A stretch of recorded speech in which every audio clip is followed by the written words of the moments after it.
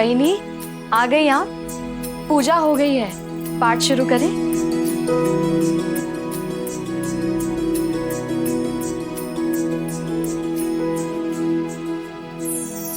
एकैवाहं जगत्यत्र द्वितीया का ममापरा पश्यैता दुष्टमैव विशनत्यो मद्विभूतः ततः समस्तस्ता देव्यो ब्रह्माणि प्रमुखालयम् तस्या देव्यस्तनो जगमुरे के वासित दाम्बिका। फिर देवी ने कहा, इस संसार में एक मैं ही हूं, मेरे अलावा दूसरा कोई नहीं। ए दुष्ट शुंभ, ये देख, ये सारी शक्तियां मेरी ही हैं, जो मुझ में ही प्रवेश कर रही है। और ऐसा कहने के पश्चात ब्रह्माणी को प्रमुख रख सभी देवी के शरीर में लीन हो गई और केवल अंबिका रह गई। जब इतनी सारी दैवी शक्तियां एक ही देवी में लीन हो, तो वो देवी कितनी शक्तिशाली हो गई होगी। शुंभ और माँ दुर्गा के इस युद्ध के प्रसंग से हमें यही तो सीखने को मिलता है कि हमारी शक्ति एकता में है, संगठित होने में है। जब हर स्त्री दूसरी स्त्री का साथ देगी तो कोई भी संकट हमें पराजित नहीं कर सकता है। बोलो अम्बे मात की जय। मेरी तो समझ में नहीं आ रहा कि आपको धन्यवाद कैसे करूं। अगर आज आप नहीं आती तो ये पाठ तो संभव ही नहीं होता, और अगर पाठ नहीं होता तो आपको जानने का मौका भी नहीं मिलता।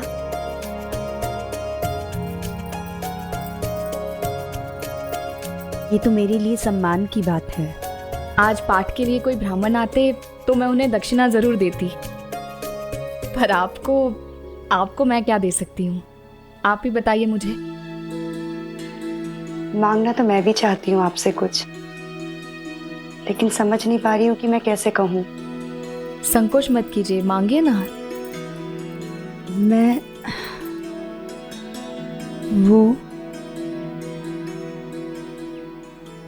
वो मैं साईं से मिलना चाहती हूँ। कोई सहायता चाहिए आपको? सब ठीक है ना? हाँ, सब अच्छा है।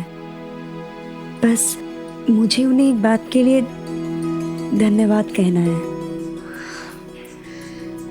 द्वारका माई जाना है तो देर किस बात की, अभी चलते हैं। हाँ,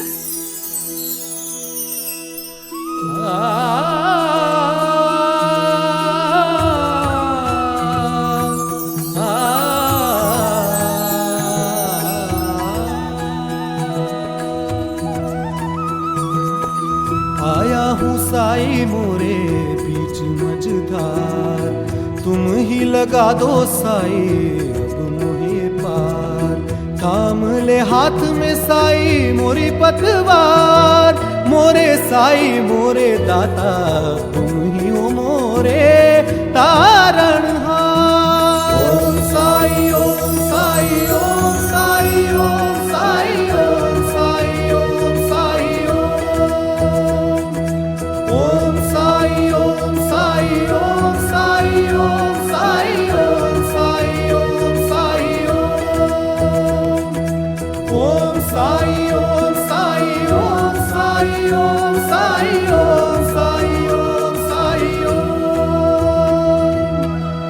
राम कृष्ण हरे।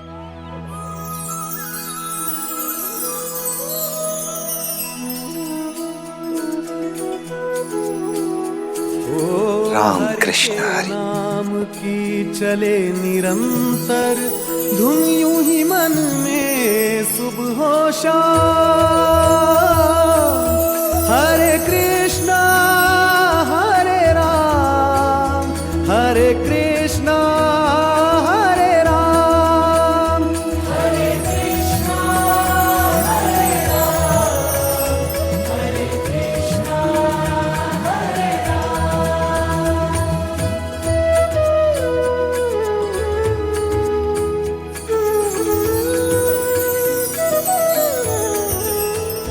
ओ जिसके हृदय में दया भरी हो, करुणा में जो सर्वोपरि हो, निर्बल का जो बने सहारा, हृदय वही तो हरि का धाम। हरे कृष्णा हरे राम, हरे कृष्णा हरे राम। ओम साई ओम साई ओम साई ओम साई ओम साई ओम साई ओम साई ओम साई ओम साई ओम साई ओम साई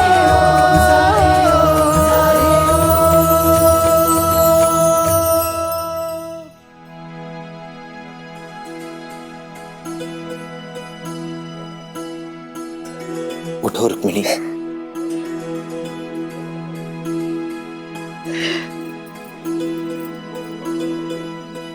मैं जब जब मुश्किल में थी, आपने मुझे बचाया,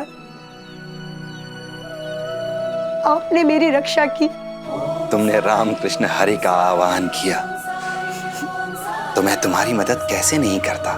मुझे नहीं पता था कि आप भी साईं की भक्त हैं, लेकिन कुलकर्णी सरकार तो हाँ, वो आपके विरुद्ध हैं और यहाँ आज तक आपने जो भी विरोध सहा है उसके लिए भी वही जिम्मेदार है, लेकिन उस बात के लिए आपने कभी भी मेरी मदद करने में बाधा नहीं आने दी। क्या आप उनकी मदद नहीं कर सकते? उनके मन में आपके लिए जो द्वेष है, क्या आप उसे दूर नहीं कर सकते? अहंकार से भरे मन का परिवर्तन कठिन होता है। कठिन होता है, लेकिन असंभव तो नहीं ना। क्या मैं कुछ कर सकती हूँ जिससे उनके मन में परिवर्तन के बीज तो फूटे? राम कृष्ण हरि का जो जाप तुम करती हो वही करती रहो। समय आने पर सब कुछ अपने आप सही हो जाएगा।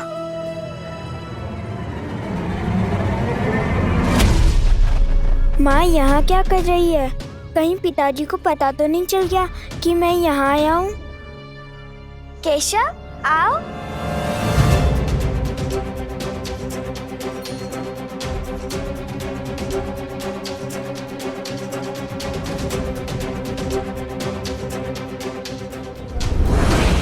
केशव,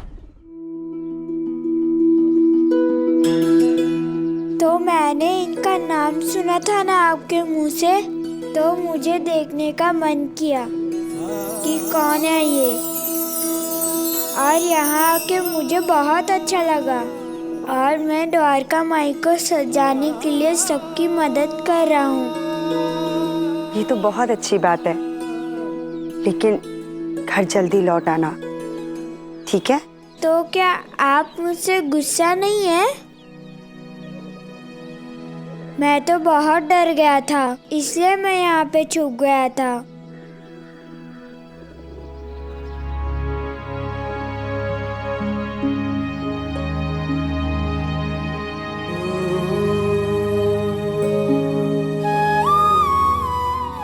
कभी कभी हम उन चीजों से डरने लगते हैं जिनसे डरने की हमें कोई जरूरत ही नहीं होती है, जैसे माँ का गुस्सा। माँ का गुस्सा भी उसकी चिंता का एक रूप है, उसके प्रेम का एक रूप है, उसकी ममता का एक रूप है। इसीलिए कभी भी डर के माँ से कुछ नहीं छुपाना चाहिए।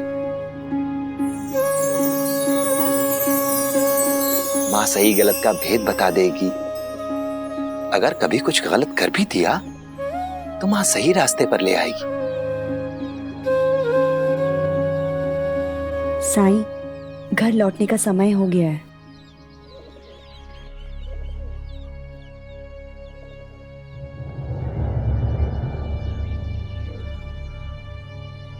गृहस्थ धर्म का पालन करो, जरूर करो। लेकिन सही और गलत का भेद बड़ों के लिए भी उतना ही जरूरी है जितना इन बच्चों के लिए।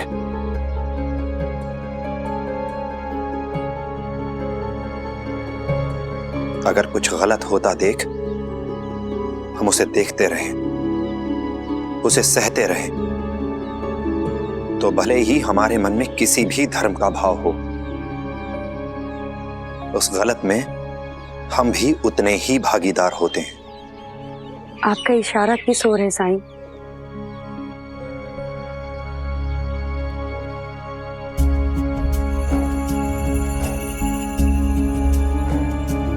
परीक्षा, एक और परीक्षा।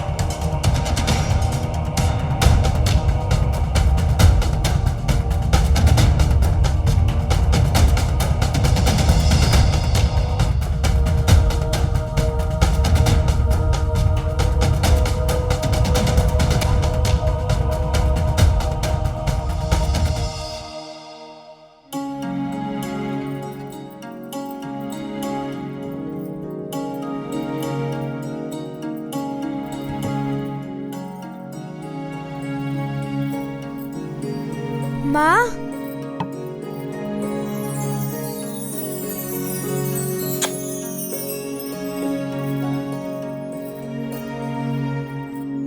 मैंने वो आपसे साईं के बारे में सुनते हुए देखा था ना, और विद्यालय में सब साईं की ही बात करते हैं, इसलिए मैं साईं के पास चला गया था।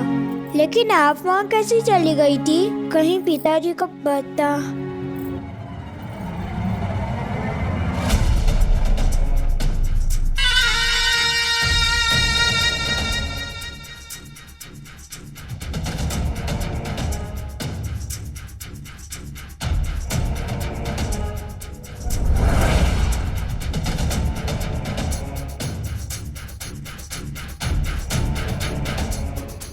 क्या बातें हो रही थी माँ बेटे में? कुछ नहीं, बस ऐसे ही। ये लो, तुम जाओ। हरिओम। कैसा चल रहा है पाठ तुम्हारा? बस अच्छा।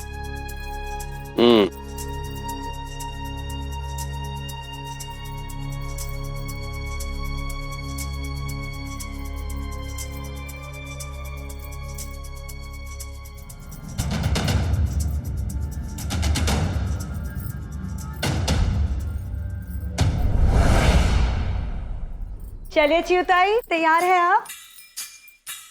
अय्या, फिर से आ गई। 9 दिन तक नए नए बहाने बनाती फिरूं क्या? क्या कर रही हैं आप चिउताई? क्या?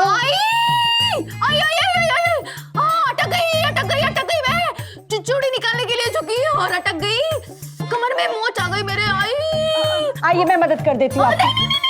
नहीं, मैं कर लूंगी। वही नहीं, हाथ मत लगाओ, बहुत दर्द हो रहा है। वही नहीं, तुम जाओ, पाठ के लिए देर हो जाएगी तुम्हें। आइएगा, मैं कर लूंगी। जाओ, आइए। ठीक है। जाओ।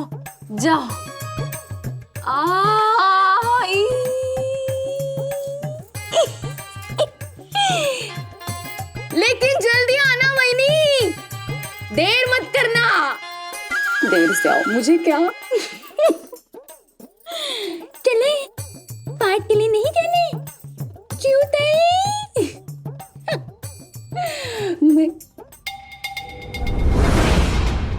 अरे, मैं साथ न चलने के नए नए बहाने बना रही हूँ रोज, और ये मान भी जाती है।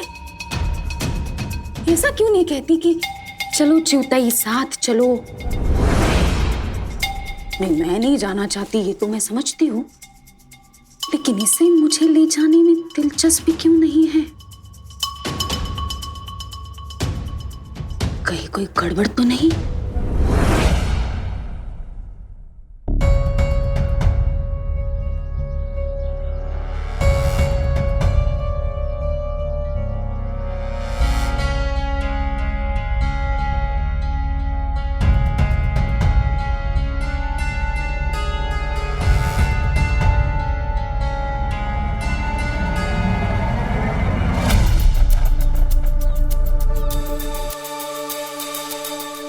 मैंने शोर किया तो ये भाग जाएगा, लेकिन ये है कौन? झिपरी,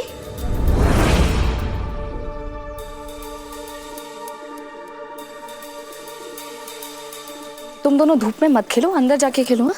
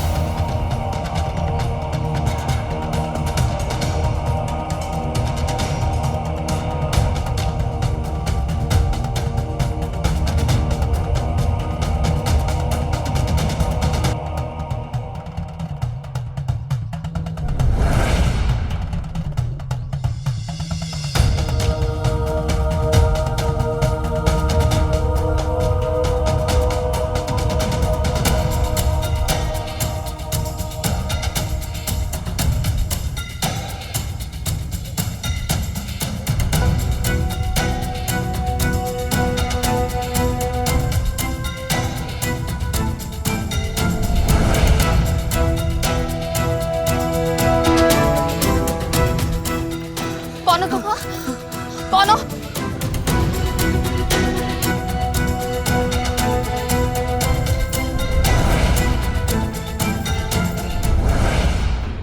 रुको! रुक जाओ! बाइजाक का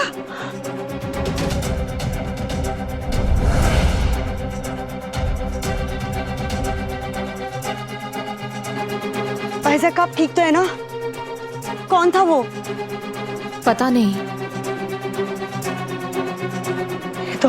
मेरे तो हाथ पैर कांप रहे हैं। कहीं कुलकर्णी सरकार ने तो नहीं भेजा था उसे मुझ पे नजर रखने के लिए? मुझे जाना होगा बाइजाक का। केशव, चलो जल्दी चलो।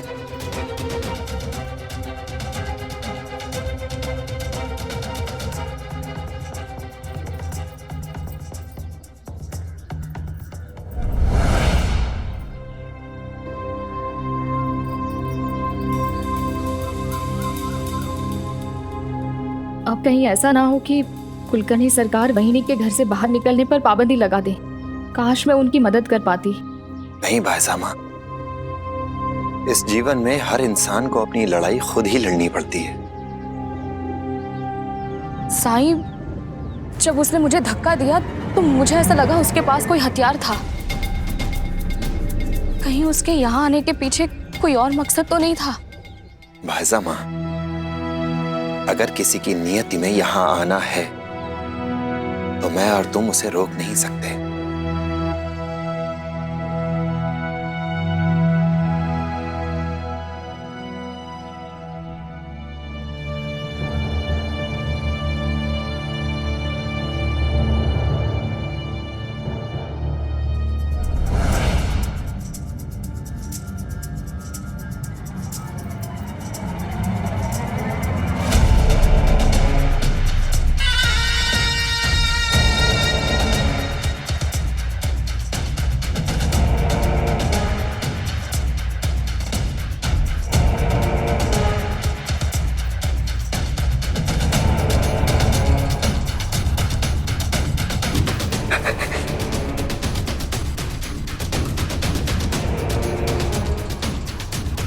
क्या कहा था मैंने तुझसे?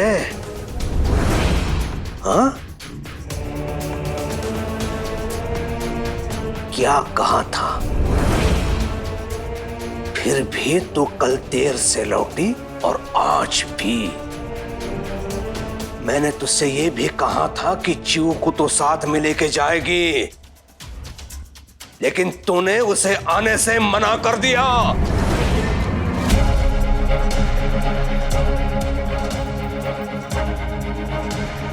क्यों? क्योंकि मेरे आदेश की अवमानना तुमने रुक्मिणी। हरिओम। अरे दादा, एक बार नहीं, दो बार मना किया। कहा कि घर पे ही रहना। अब बोलो।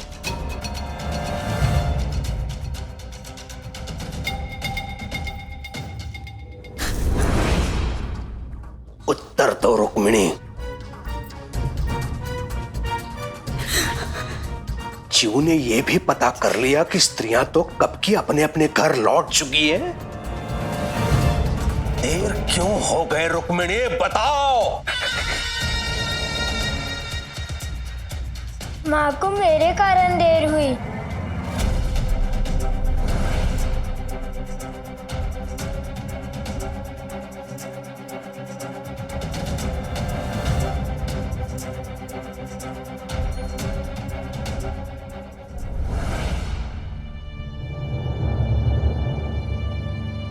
माँ मेरे साथ थी।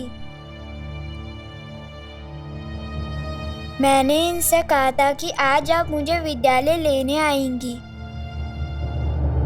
लेकिन विद्यालय तो कब का बंद हो चुका होगा।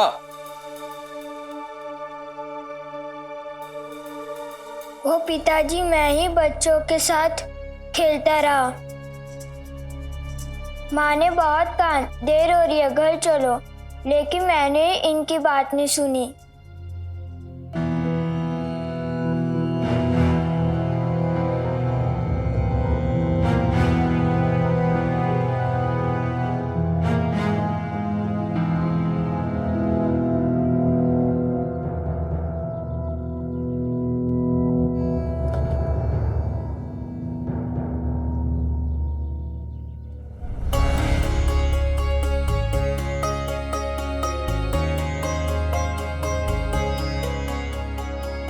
माफ कर दीजिए पिताजी, दोबारा ऐसा नहीं होगा।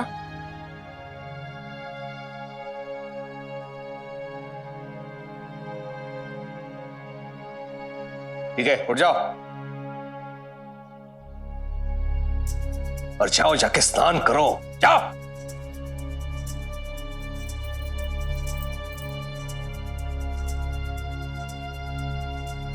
हरिओम हरिओम।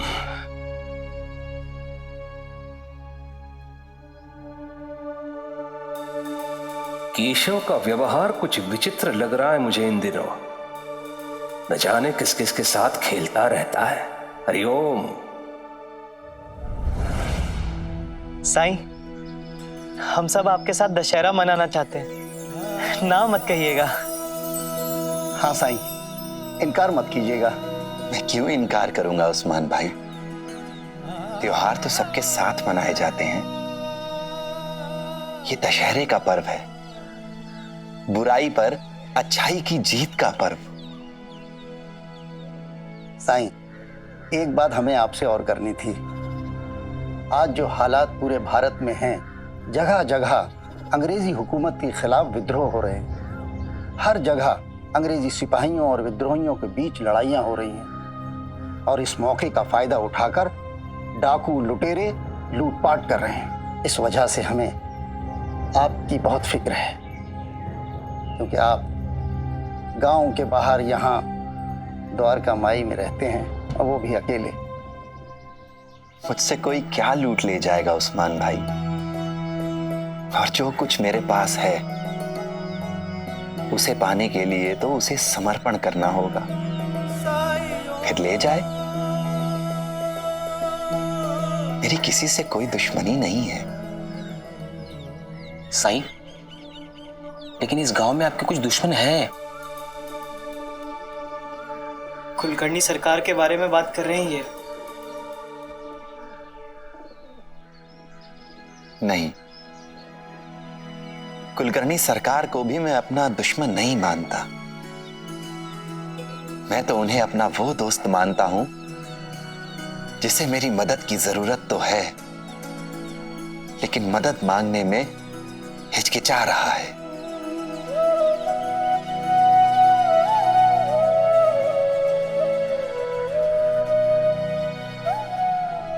अभी आप लोग जाइए,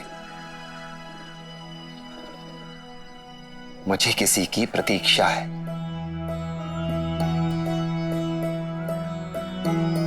प्रतीक्षा? किसकी साईं? है कोई? पर ऐसा कौन है जो हमारे होते हुए यहां नहीं आ रहा है? समय आने पर पता चल जाएगा। ओम साई ओम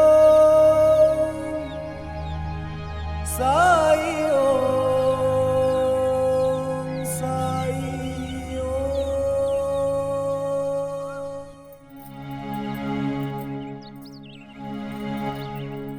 तुमने मुझे बचाने के लिए झूठ बोला?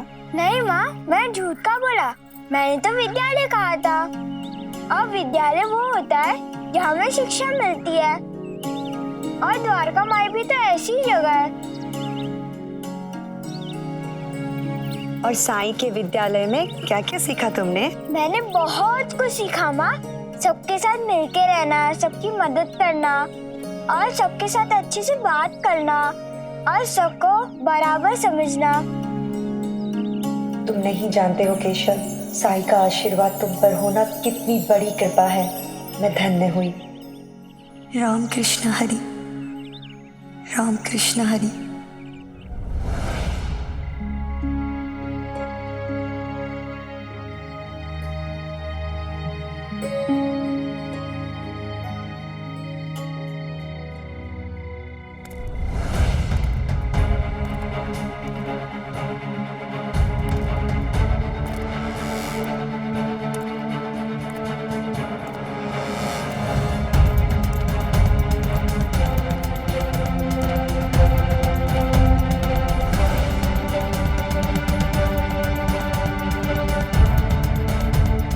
आओ जीवा।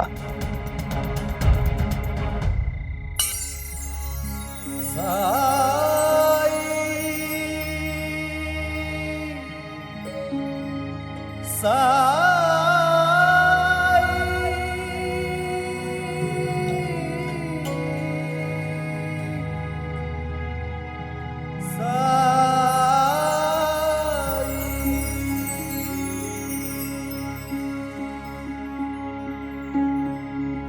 साई, दोपहर में आए भी और बिना मिले चले गए।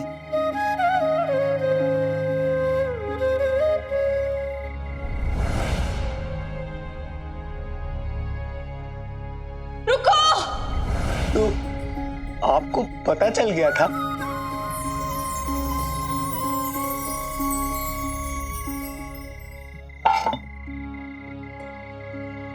लो, बहुत दिनों बाद शिरडी लौटे।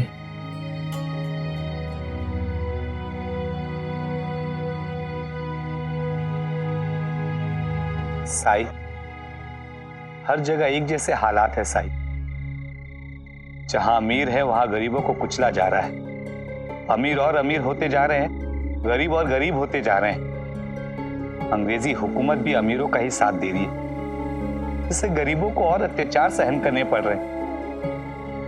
अब देखिए ना साई, जमीन हमारी है पर इसमें कोई हक नहीं है हमारा। जैसे कानून है पर न्याय नहीं है। मैं जितनी दूर गया साई, व्यवस्था पर मेरा गुस्सा उतना ही बढ़ता गया। गुस्सा बुरी चीज नहीं है जीवा। गुस्सा अगर अपने स्वार्थ को पूरा करने के लिए किया जाए तो हमारा सबसे बड़ा शत्रु बन जाता है। और यही गुस्सा अगर संसार के दुख, समाज की तकलीफ और लोगों पर हो रहे अत्याचार से उत्पन्न हो, तो यही गुस्सा परिवर्तन का माध्यम बनता है, समाज को बदलने की ऊर्जा बनता है यह गुस्सा।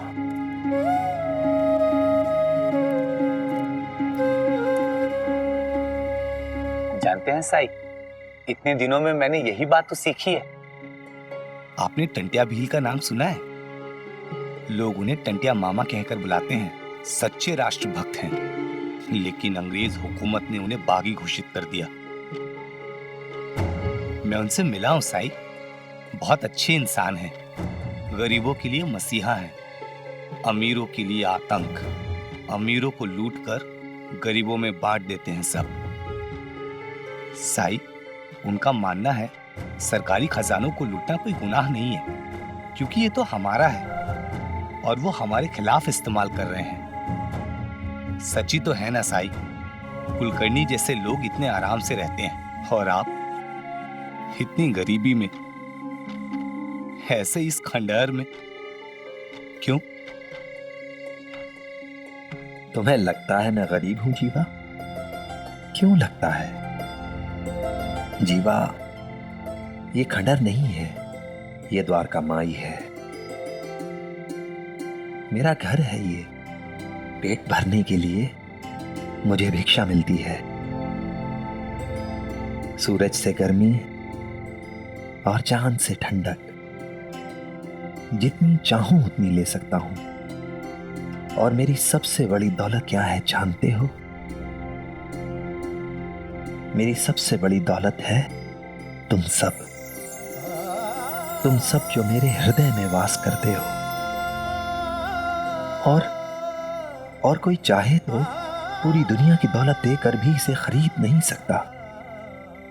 गरीबी अमीरी इस बात से तय नहीं होती कि हमारे पास क्या है और क्या नहीं, बल्कि इस बात से तय होती है कि हमारे पास जो कुछ भी है उसमें हम कितने संतुष्ट हैं, कितने सुखी हैं। कोई धनवान होकर भी अगर और की रट लगाता रहे तो वो कभी सुखी नहीं हो सकता। और यही फर्क है कुलकर्णी और जीवा में।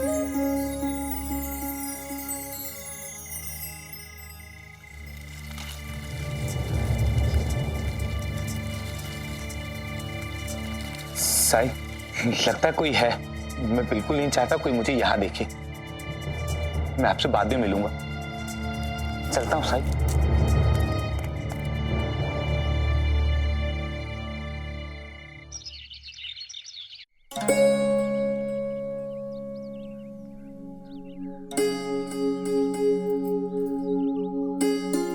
यमुना,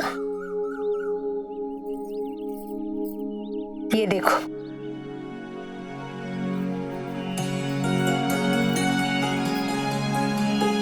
बहुत सुंदर है।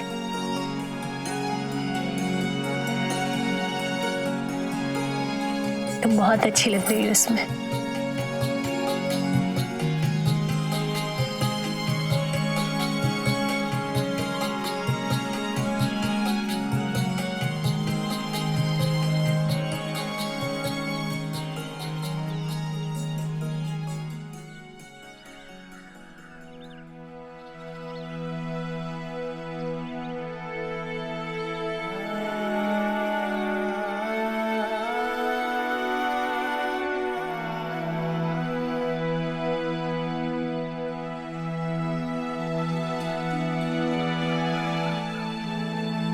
आओ।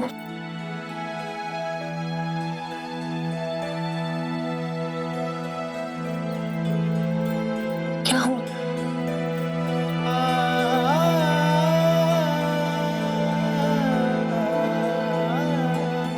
एकदम से एहसास हुआ कि ये आखिरी दशहरा होगा यमुना के साथ। फिर तो उसका विवाह हो जाएगा और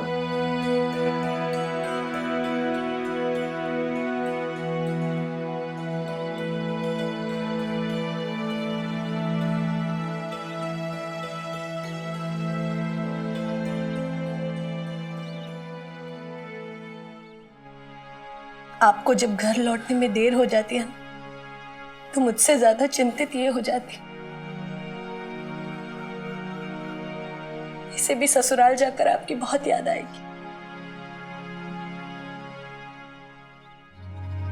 पिता और पुत्री का संबंध सबसे अलग होता है, जैसे उंगलियों का तितली से। अगर जोर से पकड़ो तो पंख टूटने का डर बना रहता है, और अगर हल्के से पकड़ो तो रिश्ते बन ही नहीं पाते। फिर जब तितली उड़ जाती है तो अपने पंखों के कुछ रंग हमारी जिंदगी में छोड़ जाती है।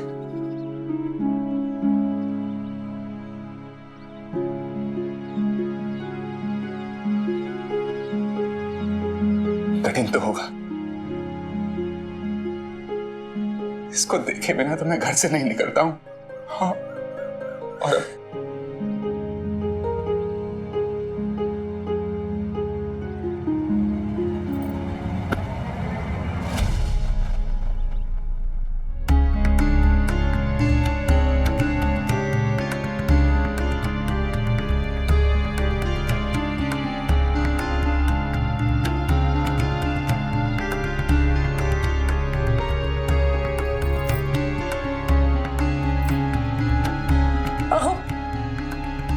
मंगलसूत्र का इस तरह मेरे हाथ से गिरना कोई अपशगुन तो नहीं है ना? कुछ नहीं होगा, ये सब अंधविश्वास है। मेरा विश्वास रखो, कुछ नहीं होगा।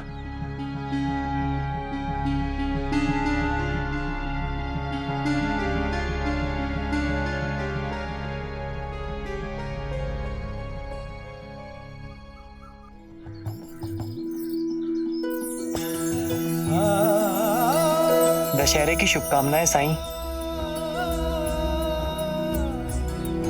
मेरे लिए आपटा वृक्ष के ये पत्ते सोने के उन सिक्कों से भी कहीं ज्यादा मूल्यवान हैं, क्योंकि इसमें तुम्हारा प्रेम, तुम्हारी शुभकामनाएं हैं।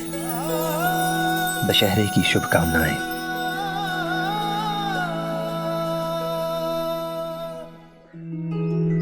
साईं,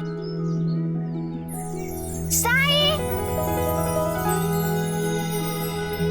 दशहरा की बधाई साईं। दशहरे की शुभकामनाएं लक्ष्मी, ये लो।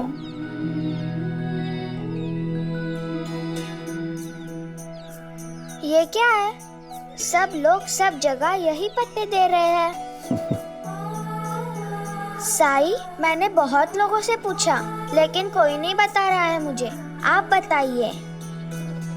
कोई कहता है ये सोन पत्ता है, कोई कहता है ये सोना है, लेकिन मुझे तो इसमें सोना दिखता ही नहीं है। इसके पीछे एक छोटी सी कहानी है, सुनोगी? तो बात अयोध्या की है। वहां पर एक गुरु थे वर्तांतु, और उनका एक शिष्य था कौत्स। कौत्स गुरु वर्तांतु के आश्रम में पढ़ता था। शिक्षा पूरी करने के बाद कौत्स ने अपने गुरु वर्तांतु से पूछा कि मैं गुरु दक्षिणा में क्या दूं? गुरु ने बहुत बार मना किया, लेकिन कौत्स नहीं माना। वो जिद पर अड़ा रहा। बार बार पूछने पर गुरु वर्तांतु ने कौत्स से कहा कि ठीक है, अगर तुम देना ही चाहते हो तो गुरु दक्षिणा में मुझे 14 करोड़ सोने के सिक्के दो। कौत्स ये सुनकर हैरान रह गया। उसने कभी सोचा भी नहीं था कि गुरु वर्तांतु इतनी बड़ी गुरु दक्षिणा मांगेंगे। फिर कौत्स ने क्या किया? उस समय अयोध्या के राजा कौन थे, जानती हो? राम जी। बिल्कुल सही। तो कौत्स राजा राम के दरबार में गया और उन्हें अपनी परेशानी बताई। तो बताओ कि रामचंद्र जी ने उसकी मदद की होगी या नहीं। तुम्हें क्या लगता है? क्यों नहीं, राम जी तो सबकी मदद करते थे, तो कौच की तो जरूर की होगी। रामचंद्र जी ने कौच से कहा कि तुम अपने गांव जाओ और वहां आपटा वृक्ष के नीचे इंतजार करो। राम जी कुबेर के पास गए। कुबेर जानती हो कौन है? धन के देवता यानी कुबेर। रामचंद्र जी ने कौत्स की समस्या कुबेर को बताई और कुबेर की मदद से आपटा वृक्ष के पत्तों को सोने के सिक्कों में बदल दिया। उसने मन ही मन भगवान राम को नमन किया और अपने गुरु को गुरु दक्षिणा दी। इसीलिए आपटा वृक्ष के पत्तों को सोन पत्ता भी कहा जाता है। ईश्वर करे तेरा भविष्य भी सोने की तरह चमकदार बने। और जानती हो, हम में से कोई ऐसा नहीं है जिसमें अच्छाई और बुराई दोनों वास ना करती हूं। हम सब में ये दोनों वास करती हैं। फर्क सिर्फ इतना है कि हम में से किसने अपने 6 शत्रुओं पर विजय प्राप्त कर ली और किसने नहीं। कौन से शत्रु? काम, क्रोध, लोभ, मोह, अहंकार और ईर्ष्या। यही 6 कमजोरियां हमारे ईश्वर प्राप्ति के मार्ग में, सच्चाई के मार्ग में, सत्कर्म के मार्ग में बाधाएं बनती हैं। इन पर विजय प्राप्त करना ही इंसान की सबसे बड़ी जीत है। और आज के दिन मैं इसी जीत की पूजा करता हूं। कामना करता हूं कि हम सब अपने इस अंतर युद्ध में विजयी हों, क्योंकि जो यहां जीत गया फिर वो कभी नहीं हार सकता।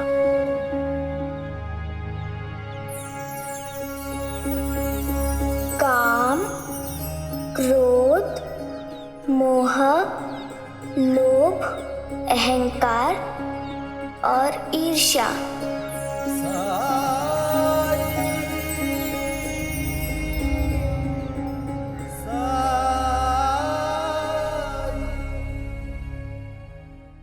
ऐसे और भी मजेदार वीडियो के लिए हमारे चैनल को लाइक, शेयर और सब्सक्राइब करें।